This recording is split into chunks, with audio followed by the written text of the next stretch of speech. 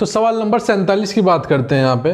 यहाँ पे क्या है, एक लकड़ी का ढक्कनदार खोखला बॉक्स दिया हुआ है। तो मैं यहाँ पे ढक्कनदार खोखला बॉक्स यहाँ बना देता हूँ थोड़ा सा लिटा के, ताकि आप देख पाएँ उसके अंदर क्या है। ठीक है, ये मैंने बना दिया, ये लेटा हुआ है। ठीक है, ऐसा कुछ ढक्कन था। ठीक है, आप देख पा रहे हो उसके अंदर। ठीक है, ये जो है डब्बे के अंदर है। ठीक है, अंदर वाली। तो जो बाहरी है, उसका जो बाहरी दिया हुआ है, बाहरी मापे कितनी है 42। देखो ये लिख देता हूँ मैं 42, 30 और 27, ये होगी 27। जो इसकी मोटाई दी हुई है वो कितनी दी हुई है 1 सेमी की दी हुई है।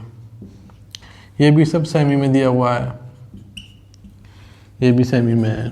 ठीक है, सब सेमी में है। तो उसका वो बताना है कि इसका आयतन क्या होगा। अब देखिएगा, अगर हम अंदर वाले देखो, ये क्या है, ये इसकी मान लो कि क्या है, लंबाई है 30 है। अगर ये 30 है, ये क्या है, ये भी 1 है, ये भी 1 है, तो अंदर कितनी बची, अंदर वाली लंबाई कितनी हो गई 30 में से 1 ये जा रहा, 1 ये कम कर दो तो कितना हो गया 28 बचा कि नहीं बचा, 28 बच गया।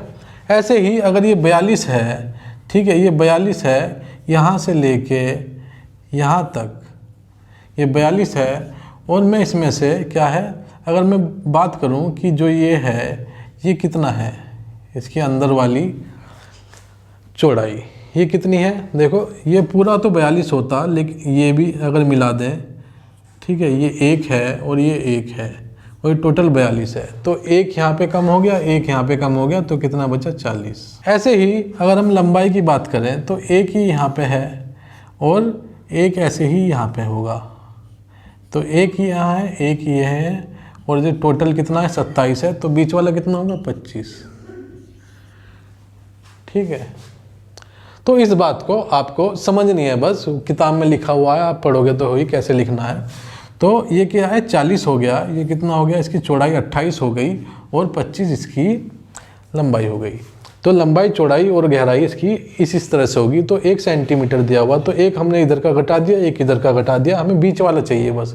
क्यों? क्योंकि उसके अंदर का हमें आयतन प्राप्त करना है। तो अंदर का आयतन हमें बाहर से तो कुछ लेना देना नहीं है, तो हमें देखना है अंदर की लंबाई, चौड़ाई और गहराई कितनी है। तो अंदर की जो लंबाई है वो कितनी आ गई, 30 से 2 कम हो गई, 1 इधर कम हो गई, 1 इधर कम हो गई, तो कितनी हो गई 28। ऐसे ही जो 42 थी पहले लंबाई, लेकिन अब अंदर की बात करें तो कितनी हो गई 40 हो गई, है ना। 1 ऊपर से कम हो गई, 1 नीचे से कम हो गई। इसी तरह से गहराई में भी ऐसे ही हुआ।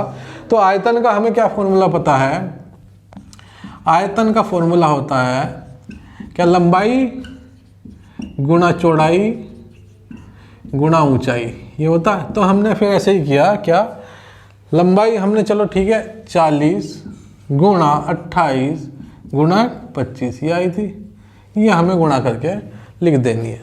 कैसे लिखेंगे देखो, इसका भी तरीका बताता हूँ। 25 चौका 100, और ये 1 0 है, ये 1 0 चिपका दी, गुणा 28, तो ये कितना आ गया 28, 1 2 0 3 0 चिपका दी। तो इसका अब एक चीज़ हम भूल रहे हैं, बताओ क्या भूल रहे हैं हम। हमने निकाला क्या, आयतन। यूनिट दी हुई है सेमी में, सेमी में दी हुई है, तो मुझे यहां लिखना पड़ेगा सेमी। आगे की बात करते हैं, निकाला क्या है, आयतन। आयतन क्या बताया था, हमेशा किस में आएगा, क्यूब में आएगा। तो यहाँ पे हमें 3 लिखना पड़ेगा, तो ही हमारा उत्तर सही है। तो ये लिखना पड़ेगा हमें 28,000 सेमी क्यूब या घन। तो इस तरह से ये सवाल होगा। अगला सवाल भी इसी तरह से है थोड़ा सा। एक खोखले धातु के बेलन की मोटाई इतनी है, इतने ऊंचे बेलन के भीतरी व्यास 14 सेंटीमीटर है। यदि बेलन 2 सिरों से खुला है तो उससे लगे धातु का आयतन। देखो ऐसा, ये कुछ बेलनाकार है जिसकी मोटाई दी हुई है कितनी, 3.5। तो ये मोटाई होगी उसकी कितनी, 3.5। 3.5 सेमी है, ठीक है, ये ध्यान रखिएगा, सेमी में है। उसके बाद क्या है, 25 सेमी ऊंचे बेलन। 25 सेमी, ये कितना हो गया 25, यहाँ से यहाँ तक। अगर आप डायग्राम भी बना के आओगे कॉपी में तो वो अच्छा लगेगा उसे। तो ये हो गया 25 सेमी हो गया। भीतरी व्यास कितना दिया हुआ है, अंदर का व्यास जो है, अंदर का जो व्यास है वो दिया हुआ है कितना, 14 दिया हुआ है, 14 सेमी। तो अब हम बात करते हैं, इसमें लगे धातु का आयतन ज्ञात कीजिए। लगे धातु का आयतन मतलब बेसिकली हमें क्या है, आयतन इसका निकालना है। इसमें क्या करना पड़ेगा, देखो इसमें क्या करना पड़ेगा भीतरी निकालने के लिए। बाहरी आयतन, अगर हम बाहरी आयतन निकालें, पहले तो हम बात करते हैं जो ये बेलनाकार हो गया उसका आयतन का क्या फॉर्मूला होता है। उसका होता है आयतन का, मैंने बताया था पाई आर स्क्वायर एच, ये बताया था मैंने, ठीक है। आयतन ये होता है, तो ये लगाएंगे हम बाहरी आयतन। तो आयतन का जो बेलनाकार का होता है पाई आर स्क्वायर एच ये होता है। तो पाई की वैल्यू मैंने बताई थी 22/7 होती है हमेशा, ठीक है। बाहरी आयतन की बात कर रहा है तो हमें क्या बाहरी ही त्रिज्या लेनी पड़ेगी, जो आर है वो त्रिज्या है, बाहरी त्रिज्या लेनी पड़ेगी। अब पहले यहाँ देखते हैं ये क्या, उसका अंदर का व्यास 14 सेमी दिया हुआ है, 14 सेमी दिया हुआ है। तो व्यास अगर 14 दिया हुआ है, देखो मैं यहाँ बताता हूँ, व्यास अगर 14 दिया हुआ है तो त्रिज्या कितनी हो जाती है, तो 14 की आधी हो जाती है। 14 की आधी कितनी हो गई, 7। तो मैं इसे हटा के क्या लिख लेता हूँ, इसकी जो त्रिज्या है वही लिख लेता हूँ, क्योंकि हमें उसी की ज़रूरत पड़ेगी, 7, ठीक है। 7 तो ये हो गई। अब क्या है, मोटाई भी तो देख लो उसकी कितनी है। अब मैं यहीं से बताऊँ तो देखो 7 तो यहाँ से तो यहाँ तक कितना है 7, और यहाँ से यहाँ तक कितना है 3.5। ये समझ में आ रहा है। तो 7 और 3.5, तो टोटल हमारी त्रिज्या कितनी हो गई, 7 और 3 10 और 0.5, तो कितनी होगी 10.5 का स्क्वायर इसकी त्रिज्या होगी। और ऊंचाई कितनी दी हुई है उसकी 25, तो हमने लिख लिया 25। ये हो गया।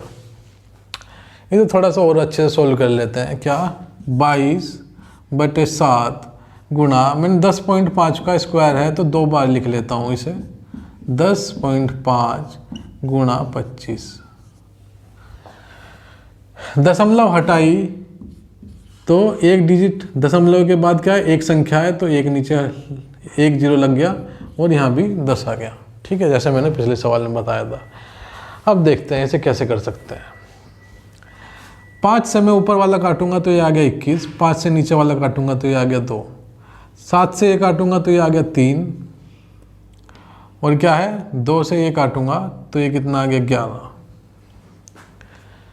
अब इसे हम करेंगे तो ये कितना आ गया 11 गुणा 3 गुणा 105 गुणा 25/10। मैं 10 इसलिए नहीं काट रहा हूँ क्योंकि ये बाद में दिक्कत कर सकता है।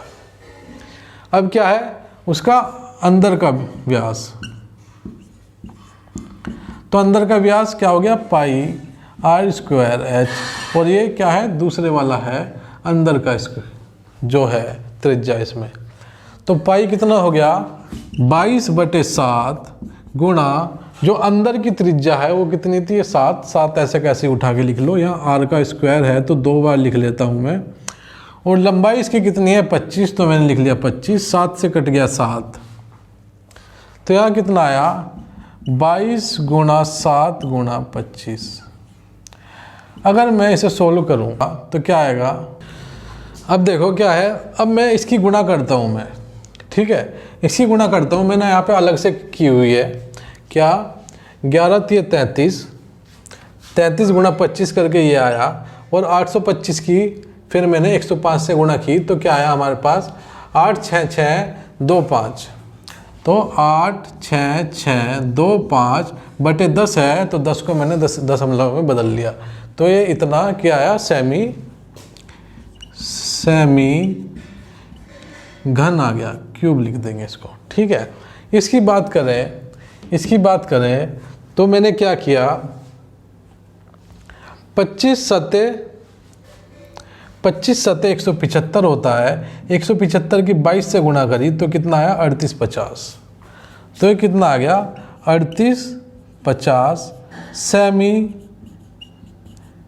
घन आ गया। ठीक है, क्यों, आयतन हमेशा घन में होता है, क्यूब में होता है। अब क्या है, अब हमें जो निकालना है वो निकालना है कि मेटल कितना लगा इसमें। तो इसके लिए क्या होगा, इसके लिए हम जो बाहरी आयतन है उसमें से अंदरूनी अंदर वाला आयतन घटा देंगे। तो क्या बचेगा, जितना उसमें मटेरियल लगा वो बच जाएगा। तो हम घटाते हैं, चलो। तो हमने घटाया, हम इसे लिख भी देंगे, ठीक है, हम इसे अच्छे से लिख के करेंगे। तो हम क्या करेंगे, बेलन में लगी धातु, तो धातु कितनी हो गई, धातु हो गई बाहरी आयतन माइनस अंदर का आयतन। ठीक है, तो बाहरी आयतन कितना है हमारे पास 866 और अंदर का आयतन कितना है हमारे पास 3850। ये हम इसमें से घटाएंगे तो 0.5 तो आ ही जाएगा। देखो मैं यहाँ घटा के दिखा दे रहा हूँ, 866 2.5 तो ये 5.2 ऐसे ही उतर जाएगा। 6 में से 5 गया 1 और ये कितना हो गया 16 में से 8 गए 8। यहाँ कितना बचा 7, 7 में 4 गए 3, तो 4812.5 आ गया। 4812.5 सेमी घन इसका उत्तर आ गया। सेमी घन मत लगाना भूलिएगा। अब क्या है 49वां सवाल है, निम्नलिखित श्रेणी में 50 शिष्यों का भार किलोग्राम में दिया गया है, उनके समांतर ज्ञात कीजिए। देखो मैं ये करा चुका हूँ पहले भी ऐसा, चलो मैं करा दे रहा हूँ फिर भी आपको। क्या है, जो भार दिया हुआ है ये हो गया, यहाँ पे लिख देता हूँ मैं भार, जो कि हम x मान लेते हैं। ठीक है, तो भार कितना दिया हुआ है 40, 42, 43, 44, 45 और जो क्या बारंबारता दी हुई है, बारंबारता दी हुई है मतलब फ्रीक्वेंसी f से लिखते हैं हम। तो ये कितनी दी हुई है 4, 12, 18, 10, 6। 4, 12, 18, 10, 6। तो इसका जो आ जाता है, इन दोनों की गुणा करेंगे तो f की गुणा x से करेंगे तो fx आ जाएगा। तो fx कितना आ जाएगा 40 चौका 4 चौक 16, 160। 42 गुणा 12, 12 दूनी 24, 24 का 4 हासिल लगा 2, 12 चौका 48 और 50। 18 तिया 54, 18 तिया 54 हासिल 5, 18 चौका 72। 18 तिया 54, 54 का 4 हासिल लगा 5, 18 चौक 72 और 5, 72 5 77। 10 की 144 से करेंगे तो 44 0। 45 से 6 की करेंगे 6 5 30, 3 6 चौक 24 और 3 27। इन्हें जोड़ लेंगे 4 4 8, 7 4 11, 7 दूनी 14, 14 और 6 20 और 4 24, 24 का 4 हासिल 2, 2 और 1 3, 3 5 8, 8 7 15, 15 और 6 21। तो ये कितना आ गया 21 48 आ गया। इधर की तरफ जोड़ेंगे तो इधर की तरफ क्या आ जाएगा, देखो 18 और 2 20, ये हो गया 30, 30 40 और 50। तो कितने हो गए 50। ठीक है, अब हमें क्या करना है, ये भाग करना है बस। तो हमारे पास क्या है, क्या समांतर का क्या फॉर्मूला होता है, समांतर मध्य। समांतर मध्य क्या फॉर्मूला बताया था मैंने, जो ये जुड़ा हुआ है, हम इसे कैसे लिखते हैं मैं फिर से बता दे रहा हूँ, एक बार इस बार ध्यान दे लीजिएगा। इसे बोलते हैं सिग्मा, सिग्मा एफ, ये एफ एक्स, ये हमने एफ एक्स को जोड़ लिया। सिग्मा का मतलब होता है जोड़ लिया। इधर भी सिग्मा मतलब जोड़ लिया, किसको जोड़ लिया, एफ को जोड़ लिया। तो यहाँ पे भी ऐसे लिखेंगे सिग्मा एफ एक्स बटे सिग्मा, तो इधर भी ऐसे लिखेंगे सिग्मा एफ एक्स के बाद सिग्मा एफ। तो ये कितना आया 21 48 बटे ये कितना आया 50, ऐसे कर लेंगे। ठीक है, इसे काटने का मैं तरीका बता दे रहा हूँ। देखो ऊपर नीचे 2 से गुणा कर सकते हैं हम, हमने ऊपर नीचे 2 से गुणा कर ली, तो 8 दूनी 16,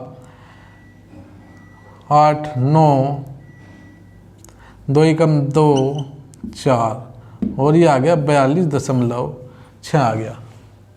ठीक है, मैंने नीचे 100 बना लिया और उसे डेसिमल में अपना कन्वर्ट कर दिया, तो ये आ जाता है इसमें।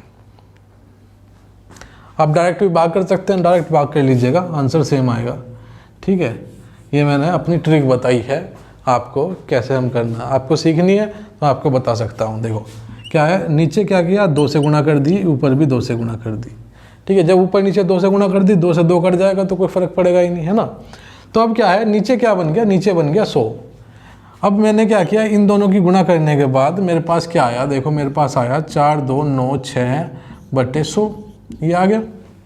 अब 100 को मैंने दशमलव में बदल लिया, एक के बाद 2 जीरो है तो 2 डिजिट छोड़ के इधर से मैं क्या कर लूँगा, दशमलव लगा लूँगा, तो हमारा डायरेक्ट उत्तर आ जाएगा।